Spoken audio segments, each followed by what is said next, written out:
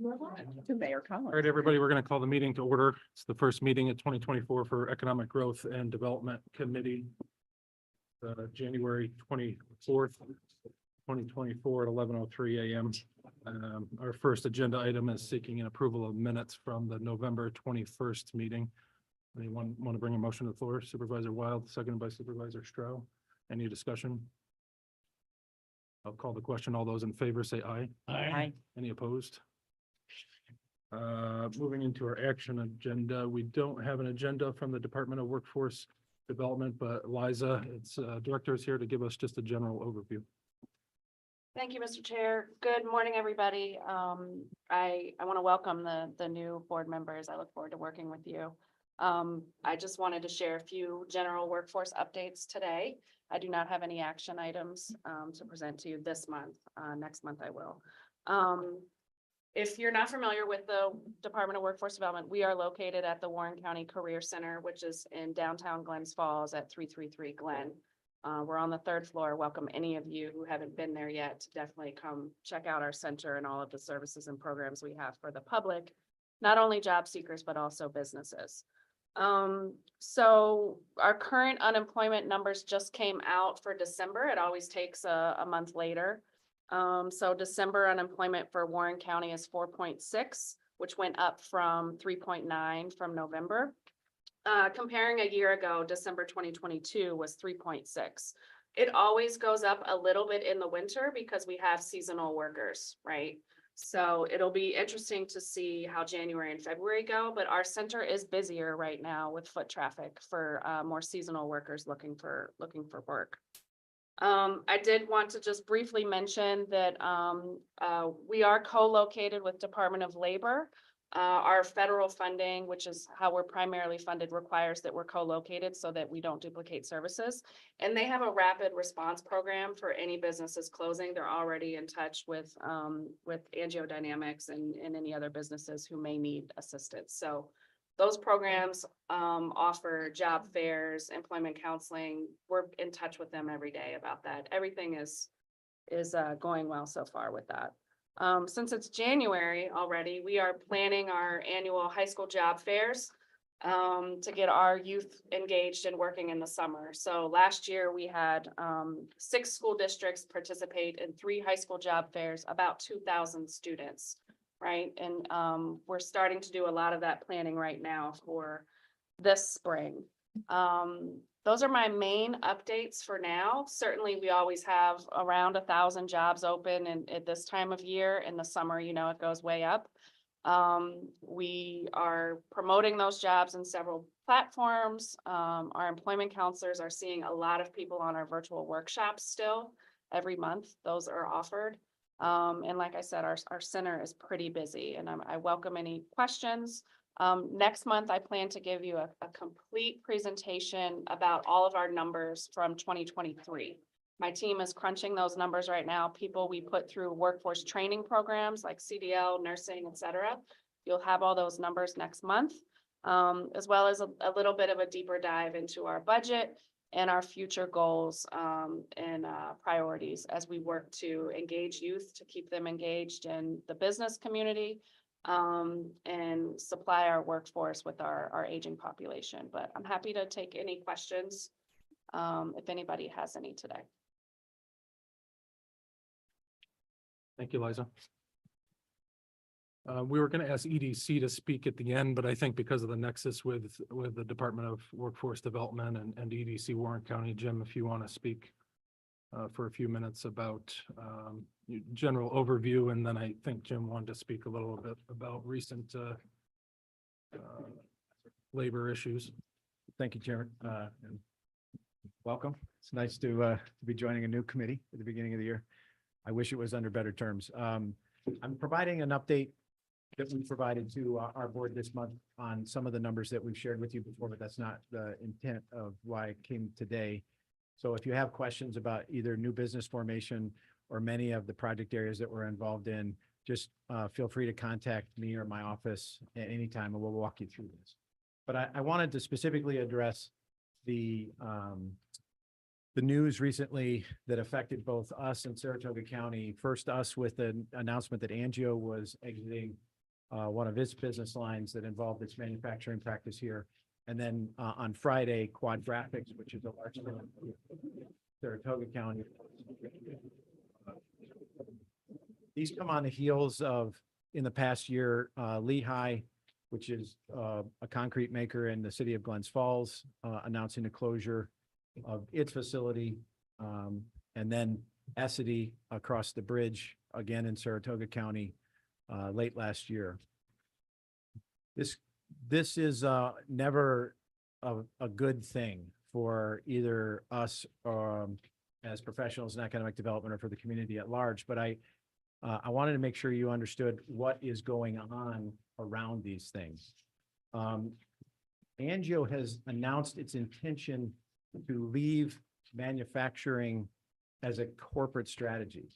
That does not mean that the facility and the products that are made there are not still in demand and not still potentially viable here, but perhaps under another banner.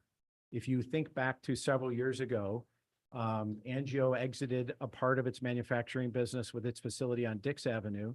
That facility transitioned to another company, Medline, and it continues to operate today with the same workforce in the same place that it was before.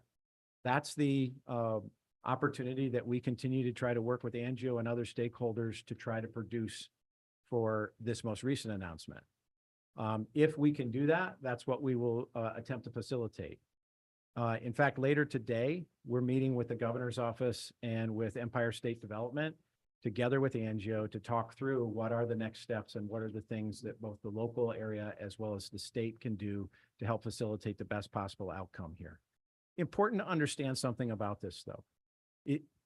These things are not happening in a vacuum. 3 years ago, Angio spoke at a public meeting at the Queensbury Hotel. I attended that meeting. I was actually a board member. I think it was 4 years ago.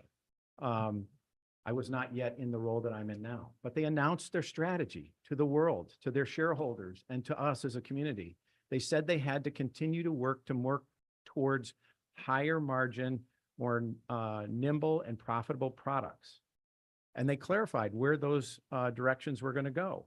They're executing the strategy that they've already shared with us. The business cycle that they're in from the time that Phil Morris developed this business 35 years ago to today has accelerated. When I was at GE, and Mike Wild, I know you spent some time at GE, we were involved in many traditional business lines that would last 50 to 100 years. I was involved in locomotives, for instance. GE's position in a profitable way lasted almost 100 years in that business.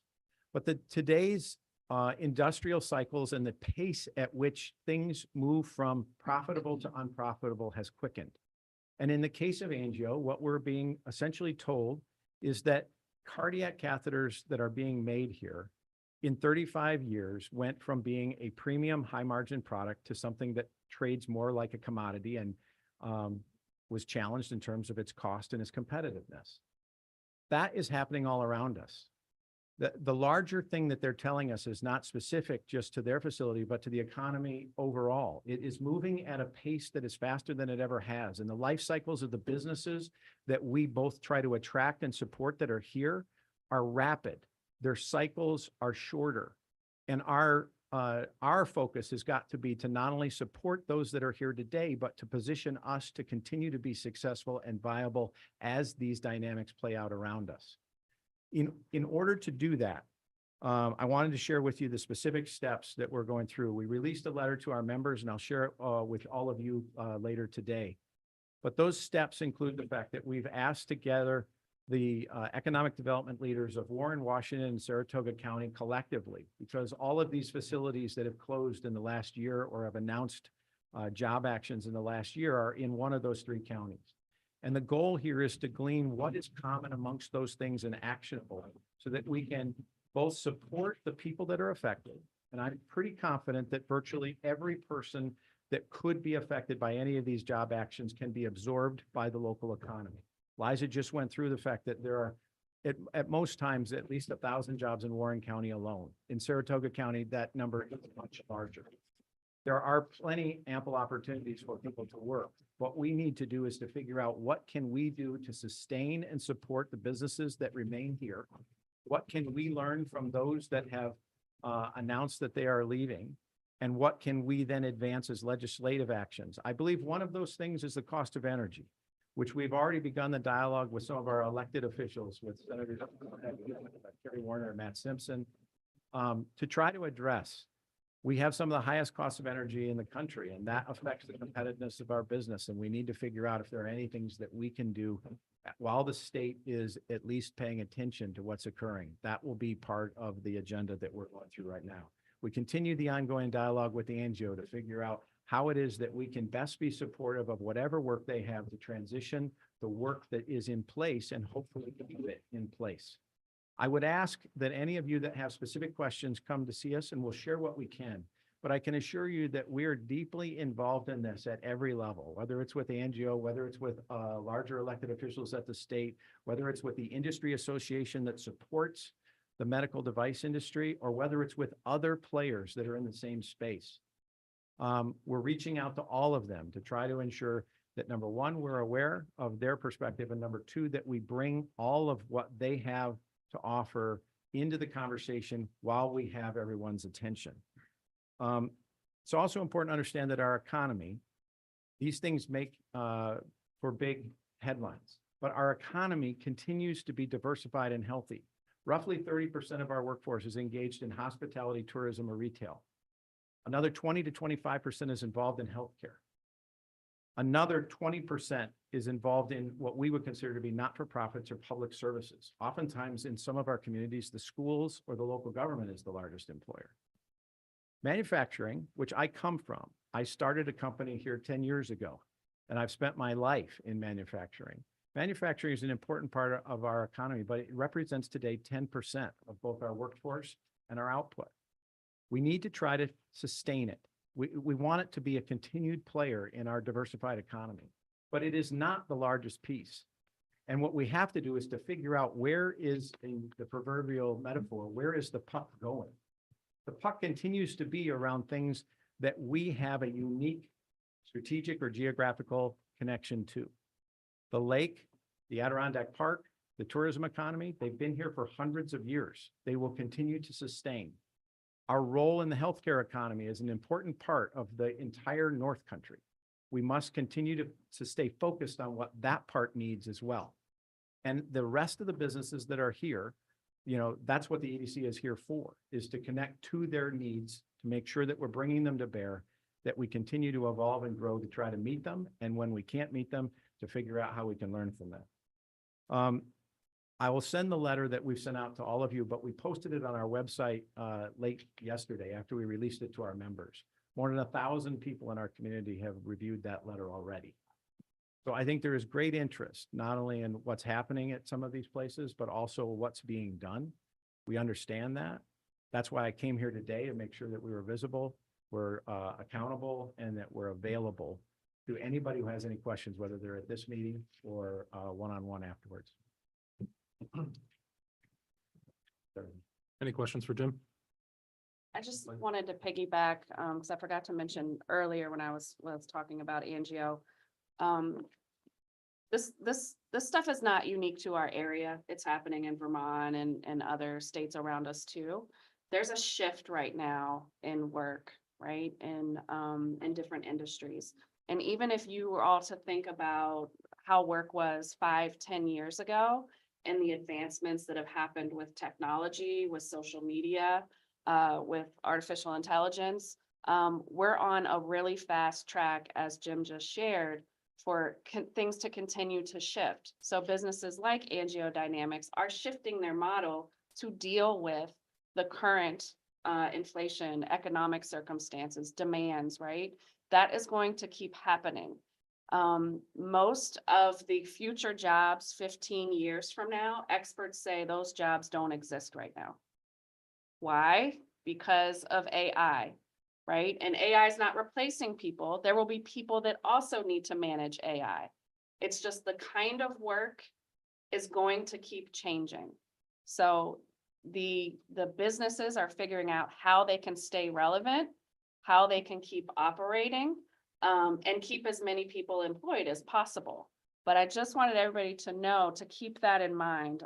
The jobs, the work, and the types of businesses will keep changing. And in the packet, you'll see of Jim's packet, it also talks about the number of businesses that have opened. That has shifted in the last 5 years. A lot of people wanted to start their own businesses during COVID and post-COVID, right? Wanting to be their own boss. And that's going to keep changing too. So it's just different. We will support all businesses. We want all businesses to be as successful as possible. We will support all job seekers, right? And we're helping students, making sure that they have the skills needed to be successful in the future jobs. And I'm always telling teachers, because they're like, how do I prepare students for future jobs that don't exist? Focus on technology, whether they're using drones or artificial intelligence or coding, computers, and also focus on professional skills. Because we hear from all the time from employers, they can teach the technical skills, but they can't teach problem solving, teamwork, effective communication. So those are the things we have to be consistent with to prepare for whatever our future business economy and workforce looks like. So I just wanted to add that because I should have shared that earlier. So thank you for the opportunity. Thank you, Liza. There were actually two things you said that tied to either the materials I presented to you or Angio. One is in there, you'll see the shift that has occurred from pre-COVID to post-COVID in terms of business formation. It's a multi-year, not single year phenomenon. Prior to COVID, we had the baseline business formation has moved by several hundred a year up in Warren County, and it has sustained now for 4 years. So that is a fundamental part of our economy. We have to figure out how to best address that as well. The other thing that you mentioned is this shift that's occurring in the workforce. Angio, during its public announcement, shared that the median age of the workforce of the facility that's in question is 54. They also shared that 2 years ago, they attempted to stand up an additional line there. Liza and I both helped them when they did that. They were looking to hire 30 to 40 people. We spent about 8 weeks trying to attract people into that workforce at the time. It was roughly single-digit number of applicants. They could not stand up that line. The larger problem that we have is not just that these companies are going through change, it's our ability to support any company and any entity with the workforce that we have. We have to figure out how to bring more workers here. We have to figure out how to address what the implications are of a workforce that is approaching 60 in terms of its median age. And Angio is a harbinger of what is going to happen to us if we don't, because they were not able to sustain their operations given those dynamics. Chair, can I ask just a quick question? Because you mentioned the slide caught my attention on business and corporations and that average increase of close to 200. Is there any deeper dive in the data as to, I know there's like 1,000 short-term rentals now that have popped up in Warren County. How many of those incorporations are actually just holding LLCs as compared to small businesses? We're certain that it's a significant number. I don't know how much. If you look at the number of property transactions, though, it's still less than the total number of businesses that were formed. We met with Carrie Black now that she's established as the new clerk. And what we asked is that we could go deeper on the data as it's getting registered. The state just passed some new legislation that removes some of the opaqueness around LLC formation. And one of the things that we've talked to Carrie about is automatically enrolling any new business as a member of the EDC as a way of us being able to identify and connect with them so we could understand what line of business are they in and how can we best support them. So we're working that process out right now. And I have to say she's been very receptive to the entire idea. I think we'd like to bring you that data as we're able to provide more perspective to it. Any other questions? Supervisor Shaw. No, I just think that when I say we, I'm talking locally as well as state, could be more proactive in helping the industries that we want retained, such as we're doing with the chip industry. With the chip industry, we're being a lot more proactive, as we should be, to keep and develop that chip industry, including the research and development. I mean, the recent announcement that we're going to put $10 billion into helping the chip manufacturers in their research and development is going to help keep them and those jobs here. So there's an action plan. And I think it's a good action plan because we learned of our vulnerabilities during COVID. especially on chips that were produced by foreign nations, and that we couldn't produce the products we wanted to produce because they were produced elsewhere or not produced elsewhere. So having them produced nationally helps to make us a stronger nation. But again, what is our action plan for other industries? I mean, locally, we have been the hallmark for the medical device industry. It started here, it grew here, and we have multiple medical device industries here. And I get it. Research and development is probably the most important component, and we're gonna focus on that, said angiodynamics. Why don't we help them with that? I mean, if I think we locally, working with the state, I've already talked to Dan Steck and Matt Simpson about this. We need to start developing an action plan for keeping these industries local and healthy. And we need to help keep them here. Now, looking at things reactively and saying, well, the reason why they left is blah, blah, blah. No, we need to be proactive. We need an action plan. And those are my 2 cents. Mr. Chairman, thank you. Is there any benefit in a letter from the county in support of something like John said, with your meeting coming up this afternoon? Yeah, first thing I'm trying to do is to make sure that Angio and to a lesser extent, the other players in the area that are in a similar space have an opportunity to articulate their own needs and wants, which that's what this forum is developed for, and we helped create it, but I'm still not exactly sure what it is that they're going to say when they're given that opportunity. Once we hear that, then I think absolutely. If there is both a desire for the kind of things that you're talking about and a pathway that we could start to advocate it, that's what we're opening the door to do.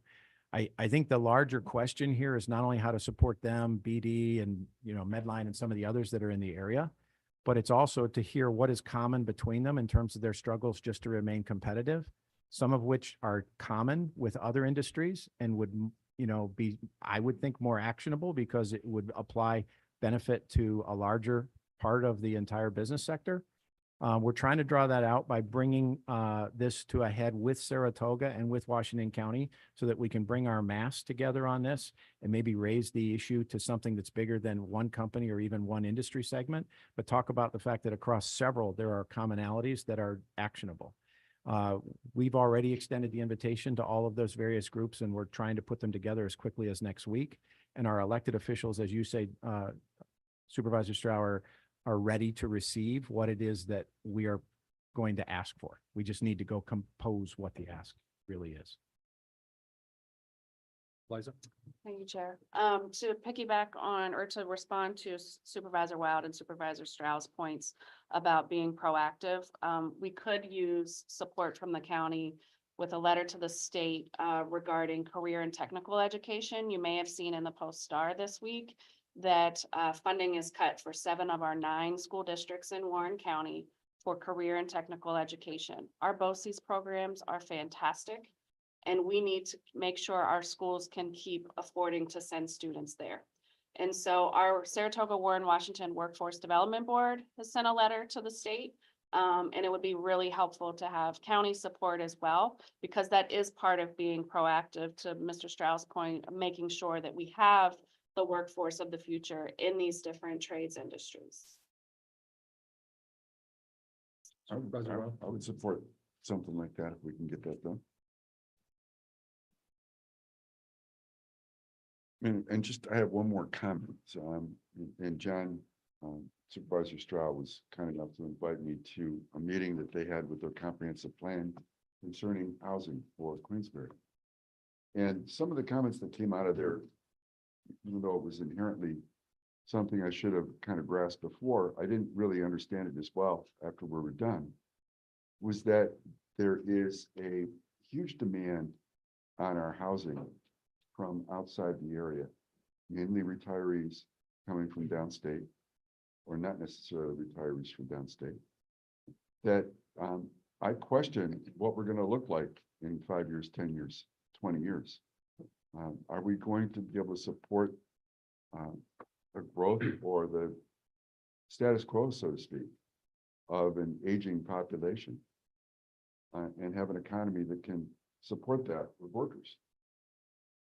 I don't know. My fear is that we're going to continue to have a population that is older. I'm getting up there. I don't want to move out of my house. I know a lot of other seniors that we're going to stay as long as we can. There's no reason to. There's no financial benefit to it.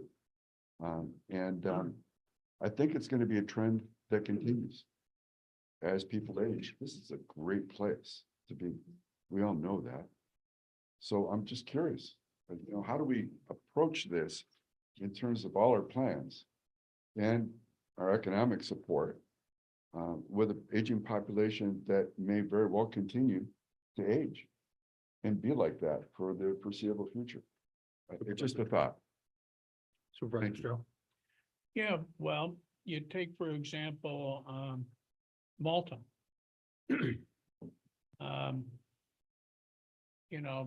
Where's the workforce? Workforce wasn't there when Global Foundries went in phase one. But the jobs were. And then you see Ellsworth Commons, and if you're familiar with Malta and Ellsworth Commons, you'll see a diversity of people and a lot of young people. They like apartments, and they're transitory. And they may go from Global Foundries here to another chip manufacturing facility in some kind of capacity. So you need the jobs, and the housing will come. Now, Mike just spoke of an aging group and the popularity of, let's say, Queensbury, because I'm familiar with that. We have 200 housing units right now in the making. We got another 200 being talked about. And so the market's there. If the market's there, the builders will be there. And if you want younger people, the jobs have to be there. And it's jobs that pay enough money so that you can afford a house.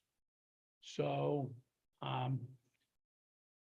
what comes first, the chicken or the egg?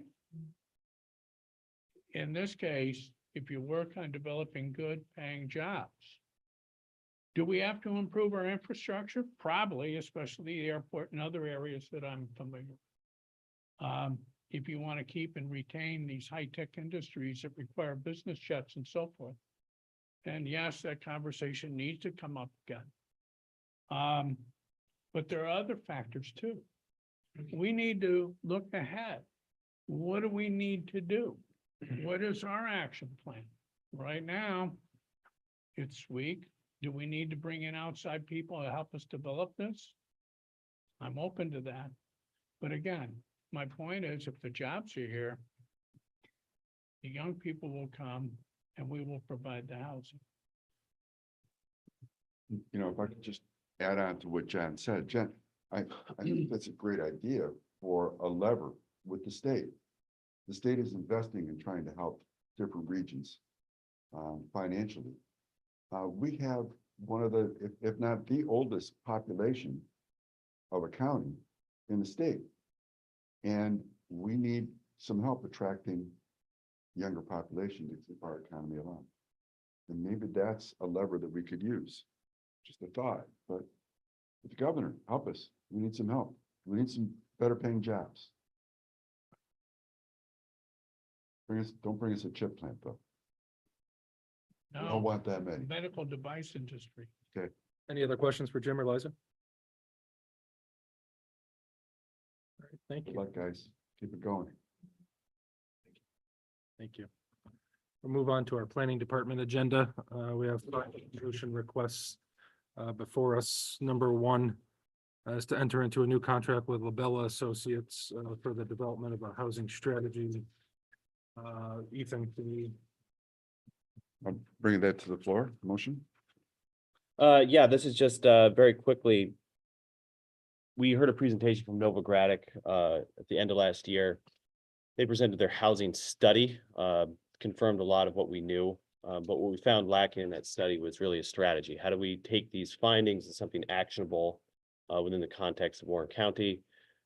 Developed a request for quotes, and then had a few qualified consultants respond to this. So this small project is a hopefully great value to the county, in which we try to understand who the various entities are, both as governmental and non-governmental community organizations, things like Adirondack Roots, state agencies that are involved in addressing housing issues. So we'd like to figure out what opportunities Warren County isn't taking advantage of, and what would be most meaningful for us to start doing as a county. Fairly small budget and quick turnaround, it will complement comprehensive plan efforts as well. So we hope to get approval for this small project and then start it off this winter and then finish it mid-year 2024. A motion from Supervisor Wild to bring it to the floor. Do I have a second from Supervisor Stroh? Any discussion? No discussion. All those in favor say aye. Aye. Any opposed? Our second request is to renew a contract with VHB Engineering for GIS services. Sarah, do you want to give some Sure, context? this is just a very small $4,000 annual technical support contract for high level, which is typically programming services as needed. We don't always use it, but we just have it in place in case we need it. So just an annual renewal of that contract. Money is in the budget. Do we have a motion to bring this resolution to the floor from Supervisor Wild? A second. Supervisor Mayday, any discussion? May I ask a quick question? Would the planning department consider amending the resolution to permit two one-year renewal periods beginning January 1st and ending December 31st? So this small contract doesn't have to come back year after year after year.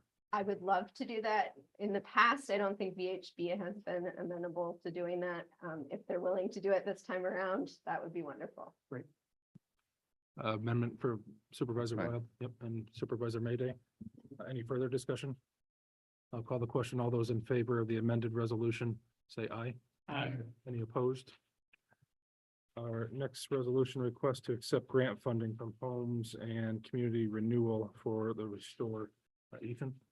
Yes, we submitted an application for funding to Homes and Community Renewal. It's a state agency tasked with delivering housing resources to our municipalities. This is a $200,000 program to do emergency repairs for senior houses throughout the county. This was announced in December. We're going through the formalities of the grant agreements and contract right now. So this resolution is a formality that allows us to set up the appropriate accounts with the treasurer's office to administer these funds. So we're looking forward to this program, and historically our department did a lot more administration of these federal and state funds for things like accessibility upgrades for housing, emergency repairs, low-income housing repairs. And this is a really good opportunity for us as a department to get back involved with these agencies and, start to figure out their administrative procedures and then hopefully scale up efforts. So Is there a motion to bring this to the floor? Motion by Supervisor Stroh and a second by Supervisor Wild. Any discussion? I have a question, if you don't Sir. mind, Mr. Chairman. Ethan, is this countywide? Is there a match for this? this is countywide. Right now, we're working out the details of how different municipalities participate.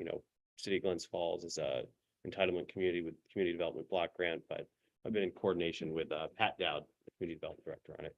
And there's no matching funds required, and money is available for administrative fees. So like if we had to do, whether it's our in-house administration of this program, or if we have to hire for like a construction inspection or something like that associated with these emergency home repairs, we have funding from the state to do that. So Glens Falls has its own funding for this, so this would be more for outside of the Glens Falls. Historically, yes, but there are some opportunities for this program to fill in gaps that the Glens Falls program has. But yeah, they have their own programs, but we are coordinating with their community development director. on Just this their one. needs across the county, so let's. Oh, yeah, see if we can yeah. Disperse some of these funds. Yeah, and it's a very small amount, so we're gonna be working with the Office of the Aging to figure out how to best, advertise and administer it. Thanks. We have a question from the clerk. Is this, it looks like this is just to authorize the chair to execute the grant agreement, is that correct? And also, I think essentially what we're trying to do is make it so that we can set up the appropriate accounts, with the treasurer's office. In the budget. Otherwise, you can get a grant agreement that the chair can sign it, but it won't bring the money into your budget until you do a budget amendment. Yeah, if we could amend it, So we'll need that form, and this committee will need to approve both the grant agreement and the budget amendment. We'll need the Okay. budget amendment. okay. Before. Yeah, so you would need to, if the committee is in favor of doing this all at once, right now what you have on the floor is to authorize, it's not, doesn't say it here on the resolution request form, but they're essentially authorizing the chairman to execute the grant agreement. But you need to amend the motion to also amend the budget accordingly. Is there a motion to bring that to the floor? Well, We're just gonna modify. yeah, agree to modify. I seconded. You made the motion. Okay, yeah, we agree to the amending as, and just described. Any other discussion on the amended? I'll call the question. All those in favor of the amended resolution request say aye. Aye. Any opposed? Carries. Resolution request number 4 to create a new GIS part-time specialist position. Sarah? Sure, resolutions number 4 and 5 are related. So we recently had the retirement of our planner special projects part-time. That was Patricia Tadich, retired in December. What we would like to do is use the funds from that, just get rid of that position, create a new part-time GIS specialist position. Can we move 4 and 5 then at the same time? And I'll second that. Motion from Supervisor Stroud to bring both in at the same time and a second from Supervisor Wild. Any discussion? So we are Well. deleting the other Yeah, We're position, deleting the. and this planner is funded in special. the budget for this year? Yeah. Okay, thank you. Any other discussion? I'll call the question. All those in favor of resolutions 4 and 5, say aye. Aye. Any opposed? And that carries. Into discussion items for the planning department. We have a departmental overview. And then discussion on smart growth grant. Awesome. So Sarah's going to pull up a presentation. I know that we're a bit over time right now, so we'll keep this brief. We are going to provide a annual report for this committee's review in advance of the next meeting, and we can walk through that in more detail. But this is just a brief introduction. I know I haven't met all of you yet, so happy to see you. And then just before we even get to that, I do want to say a big thank you to everyone that helped, publicize and attend the Monday evening comprehensive plan meeting. The Warren County 2040 comprehensive plan. We're developing a overall policy document for the county. We try to look at different threats and opportunities facing us and understand our priorities moving forward. So that was a well-attended event. It's soon get around. I can thank you. So yeah, very quickly, up you'll see on the slide here. This is Go away, not up on my screen. with some nice images of us. I don't like that picture very much, but I didn't pick that one. So this is our department overview. Last year, the longstanding department head had retired. He'd been involved for 40 plus years, and it's a long, successful legacy. And so Sarah and I are now running the show here. So the community development and planning and GIS, we work extremely closely together. So we each have sort of our own areas of expertise and staff. We share a lot of our administrative tasks together. Then we also have our own specialized, teams that we work with. On a day-to-day basis, Sarah and I are working together all the time. So this is just a quick overview of who we are, how long we've been at our jobs and our professions overall, and Right now, you'll see there's a vacant principal planner and junior planner position in the planning department. We just hired Sarah Bruger in November. She's a fantastic add to our department. She's been successfully onboarded, and she just really, we plugged her in and she's exceeded expectations. One of our office administrators is retiring in mid-March, and we're currently in the process of filling that position. And as that position goes online, we will be hiring for those other planner positions as well. So. And Ethan, those planning positions, both of them are funded for this year, right? Yes, both those are funded. One of them was under a slightly different title, like the principal planner was assistant county planner, but due to this reorganization, civil service, we've changed the name, similar roles, responsibilities, and compensation, so. Okay, so what we do as a planning department, we do a few different things in terms of county-wide initiatives as well as be supportive of local initiatives. We recognize that we have a lot of smaller municipalities spread across Warren County, and in certain circumstances, we'd like to serve as somewhat of a circuit rider, technical assistance for individual municipalities. We also do, overall big picture county level initiatives. I'm gonna sort of breeze through this one here. Some of our core responsibilities, county planning board review.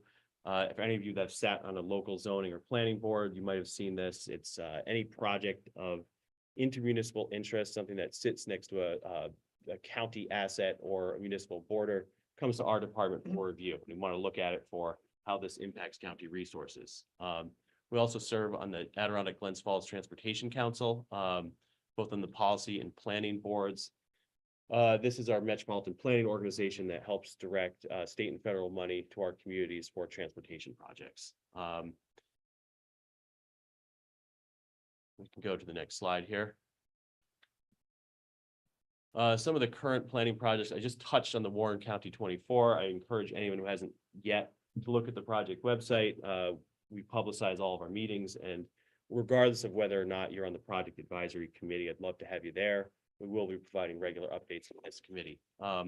Additionally, we're doing a multi-use trail study. This is with federal funds. This is underway. What we hope to do is leverage some of our assets that we have in the Warren County Bikeway and Feeder Canal Trail. And then also the Outdoor Recreation Economy Strategic Plan. I think this is, in light of Jim and Liza's conversations today about, the changing economy and trying to understand what our strong market segments are, we received funding from Empire State Development to take a hard look at the outdoor recreation economy. Traditionally we've seen, you look at the census reports and it says, okay, where are these top jobs? And, we tend to look at manufacturing, you're like, oh, wow, here's a, $50, $60, $75,000 a year job. And then we have these retail, hospitality, and all these other things, and it's relatively lower earnings. But taken together, there's a very large economic impact from outdoor recreation. So this is a project that hopes to address some of these issues with our changing economy and focus on what our assets are, developing a business attraction and retention program. I mean, right now we're sort of getting through the existing conditions analysis, and we found that we have 165 businesses involved in the outdoor recreation economy. So that's no small thing. Go to the next slide. And then this also, one of our key roles is to help identify and capture state and federal funds, as well as helping with the administration of those projects. We have partnerships with a lot of our communities in doing projects that involve them, and we'll deal with the administrative responsibilities and make sure these projects run smoothly. And right now, we're in a good position as a county to start capture additional funds, which you'll hear about in a moment. Additionally, we went through this Restore program. We've been developing a relationship with the Office of Community Renewal. Also doing a septic replacement program. We're anticipating that this project will expand. This is hoping to protect one of our most critical resources, water quality. We have received near $1 million from the state. It had been limited to Lake George, and we're hoping to expand it to additional waterways across the county. Then also aquatic invasive species. We've been involved in Lake George and Schroon Lake with aquatic invasive species.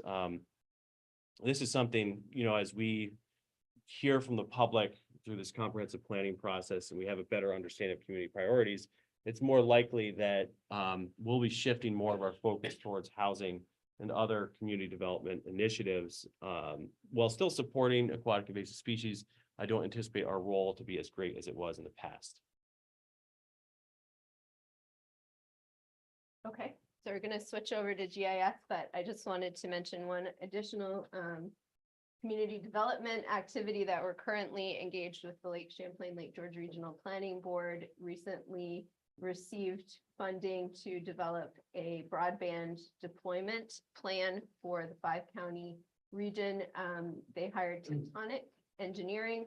That project is underway. We've been having weekly meetings with the consultant, and the consultant will be reaching out to the individual town supervisors to connect with you. This plan, the intent is to have a detailed plan in place for deployment of the BEAD funding that is coming from the federal government for helping get those last 5% or so houses connected to broadband. So be on the lookout for the call from Tectonic, and I'll continue to keep you updated on that planning process as it goes forward over the next few months. So the GIS has been around for 25 or so years. Our main task is to keep all of Warren County's maps. We have a wide variety of online maps and data that the public use extensively. So we maintain the community map, ImageMate Online, our Warren County GIS hub, which has tons of data that's widely used. So we keep all of that up and running. We provide technical assistance to all of the local municipalities, as well as a number of local agencies such as Soil and Water Conservation District, Lake Champlain, Lake George Regional Planning Board, AGFTC, Lake George Park Commission. We provide technical support and assistance to them. And then we provide technical support and mapping assistance, app development for all of the county departments. So we're essentially kind of a mini IT department with a focus on data that includes a geographic component.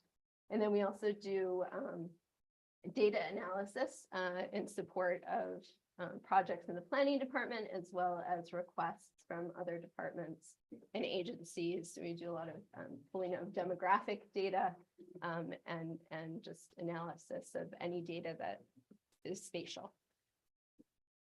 So some of our current projects, Amanda, my coworker, just completed a very detailed build out analysis for the town of Bolton. We'll be talking a little bit more detail about this shortly. These will continue to be big undertakings over the course of this next year.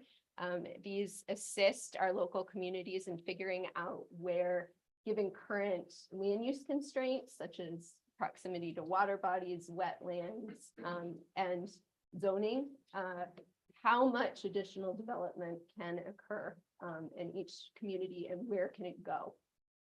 So we've done a couple of communities, and we're going to be continuing to support these for the other communities over this coming year.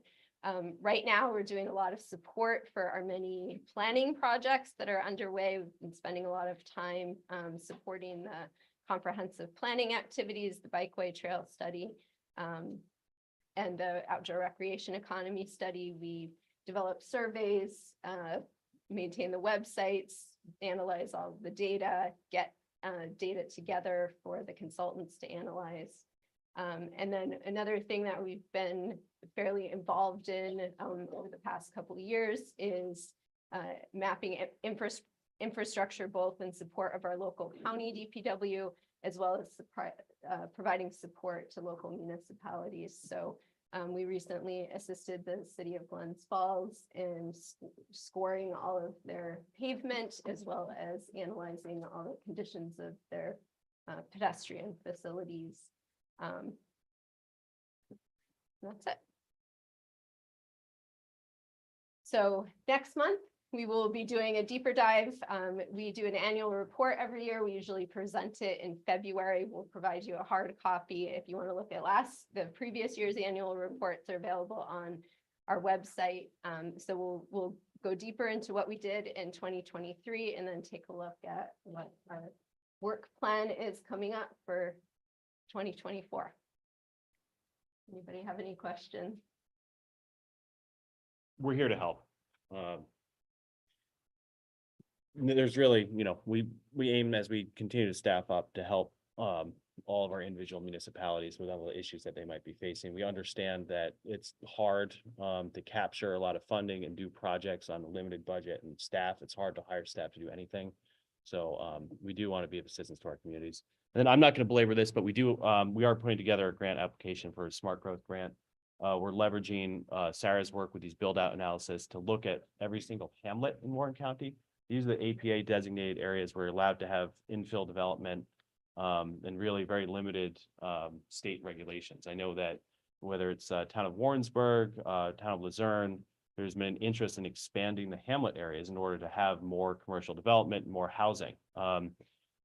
We've taken a deep dive into APA regulations and the philosophy behind why they have hamlets. And what we're trying to understand using a build out analysis as well as engineering support from civil engineers is to look at our hamlets and say, these are the areas that the state have designated for us to have our thriving community centers where we could have new housing, senior housing, businesses, and everything of that nature.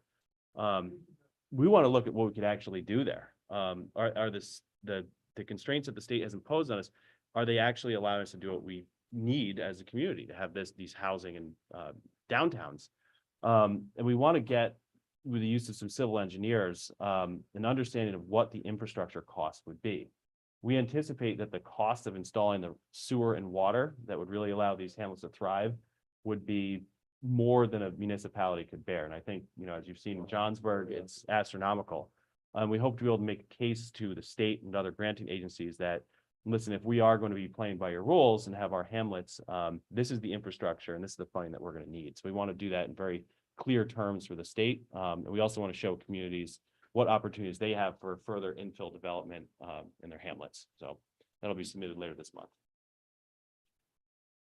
I just wanted to point out, she went over the broadband thing very quickly, but it's really important to understand that the state broadband office utilized the stuff that Sarah has essentially kept to a standard that's beyond almost any other county. To effectively respond with changes and how that BEAD money is going to be allocated. The work that she's done has not only positioned Warren County, but the entire region to get more funding than it would have otherwise gotten.